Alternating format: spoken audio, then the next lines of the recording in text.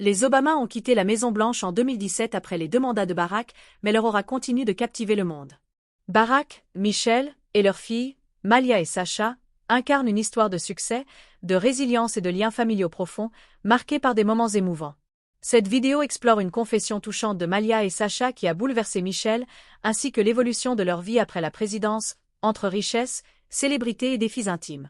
Restez jusqu'à la fin pour découvrir cette révélation et comprendre comment les Obama ont navigué entre gloire et humanité. Si vous êtes nouveau, abonnez-vous et activez la cloche pour ne rien manquer. En 2008, lorsque Barack Obama devient le 44e président des États-Unis, la famille entre sous les projecteurs mondiaux. Leur fortune, estimée à 1,3 million de dollars, explose post-présidence. En 2025, elle oscille entre 70 et 135 millions, grâce à des contrats d'édition et des projets médiatiques. Barack, dans un discours en 2018 à la Fondation Nelson Mandela, plaisante. J'ai été surpris d'avoir autant d'argent. Ses mémoires, Une terre promise, 2020, se vendent à 1,7 million d'exemplaires en une semaine, rivalisant avec ceux de Bill Clinton et George W. Bush. Ses livres précédents rapportent 15 millions. Devenir de Michelle, sorti en 2018, s'écoule à 10 millions d'exemplaires, devenant un best-seller historique. Un contrat avec Penguin Random House pour leur mémoire rapporte 60 millions. Michelle part en tournée dans 30 villes, avec des billets à 3 000 $ pour son lancement à Brooklyn. Interviewée par Oprah Winfrey et Reese Witherspoon, elle lance 25 articles de merchandising.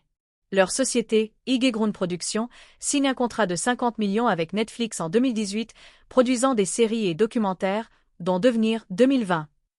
Les conférences sont lucratives. Barack facture 400 000 $ par discours, Michelle 225 000.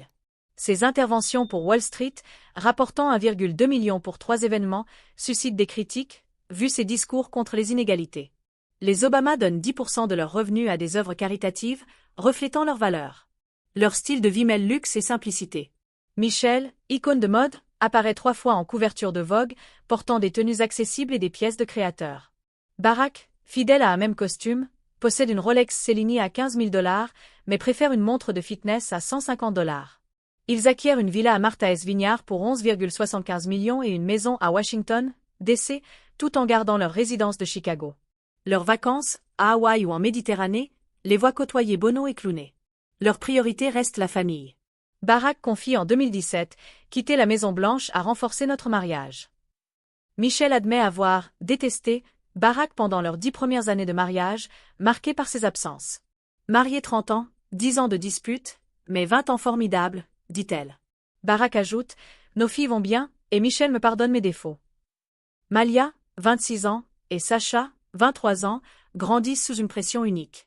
Nées à Chicago, elles arrivent à la Maison-Blanche à 10 et 7 ans, les plus jeunes résidentes depuis John F. Kennedy Jr. Leur vie est encadrée par le secret service, limitant leur intimité. À la Sidwell Friends School, fréquentée par Chelsea Clinton, elles étudient dans un cadre sécurisé. Une polémique en 2013, lancée par une publicité de la NRA prétendant que l'école emploie 11 gardes armés, est démentie par The Washington Post. Les agents, déguisés en amis ou assistants, les suivent partout. Michelle impose des règles, coucher à 20 h, lit fait, télévision limitée à Discovery Channel. Barack lit Harry Potter à Malia, entraîne l'équipe de basket de Sasha, et leur écrit en 2009 dans Parade. Grandissez sans limite, devenez des femmes compatissantes. À Chicago, Malia pratique le soccer, la danse et le théâtre, Sasha la gymnastique et les claquettes.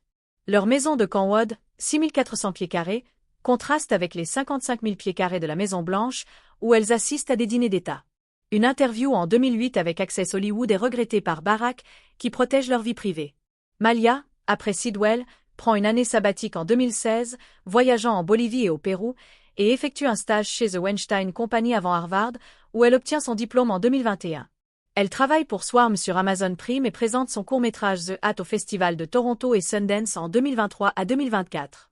Sasha, diplômée de Sidwell en 2019, passe par l'Université du Michigan, puis USC, obtenant son diplôme en 2023. Elle travaille dans un restaurant à Martha's Vineyard en 2016. Les sœurs vivent à Los Angeles, fréquentant des soirées, comme un événement de Drake. Malia est liée à Dowie Eklund et Rory Farquharson, Sasha à Clifton Powell Jr.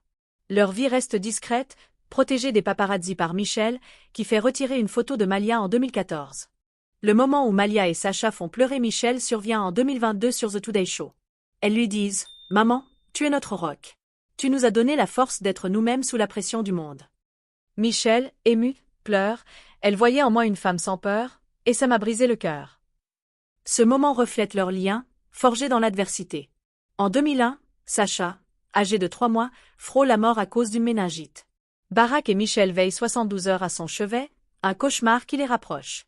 Michelle pose un ultimatum, Barack doit prioriser la famille. Il s'engage, marquant un tournant. En 2004, son discours à la Convention démocrate le propulse comme star politique, mais il reste fidèle à Michelle, plaisantant. Elle s'en occuperait si je la trahissais. Leur mariage, né en 1992, est un contraste d'origine. Barack, fils d'une mère blanche et d'un père kényan absent, est perçu comme « blanc dans un corps noir » par certains. Michelle, issue d'une famille afro-américaine, hésite à présenter Barack à ses parents. Leur relation connaît des tensions. Barack laisse traîner ses vêtements, fume, néglige les tâches ménagères. Michelle, avocate à Chicago, gère leur foyer et sa carrière. Elle reproche à Barack son ambition politique. Après 8 ans, le divorce est envisagé. L'épreuve de Sacha les soude. Barack devient un père dévoué, entraînant l'équipe de Sacha, lisant Amalia, et déquilibrant son rôle de président. Dans son discours d'adieu en 2017, il rend hommage à Michelle. « Tu es ma femme, la mère de mes enfants, ma meilleure amie. Tu as fait de la Maison-Blanche un lieu pour tous. » Les filles affrontent des défis uniques. Une photo virale de Malia en 2015, portant un t-shirt de Pro-Era, provoque une polémique. Michelle interdit à Sacha les réseaux sociaux. Barack, sur The Late Late Show, admet que la surveillance constante a marqué ses filles, qui évitent le service public. Malia et Sacha, à Los Angeles, vivent plus librement, mais discrètement. Jenna et Barbara Bush les accueillent dans le « club des anciens enfants de président », les encourageant à explorer leur passion. Un autre moment marquant se produit en 2023, lors d'une réunion familiale à Chicago. Malia et Sacha, désormais adultes, organisent un dîner surprise pour l'anniversaire de Michelle. Elle lui offre une lettre manuscrite, lue à haute voix. « Maman, ton courage nous a appris à ne jamais baisser les bras, même quand le monde nous observait. Tu es notre boussole. » Michelle, submergée, pleure à nouveau, touchée par leur reconnaissance de son rôle de guide. Cette soirée, simple mais profonde, illustre leur lien indéfectible, forgé par des années de défis et d'amour. Les Obama cultivent empathie et discipline. Ils se lèvent à 5h30, s'entraînent, et inculquent un mode de vie sain. Barack compare la parentalité à la stratégie, guidant ses filles avec amour et limite. Leur maison reste un foyer où les filles font leur lit. Leur héritage est celui d'une famille unie, résiliente, qui a surmonté les pressions de la Maison-Blanche. Qu'en pensez-vous? Quelle histoire des Obama vous touche le plus? Partagez dans les commentaires, likez et abonnez-vous.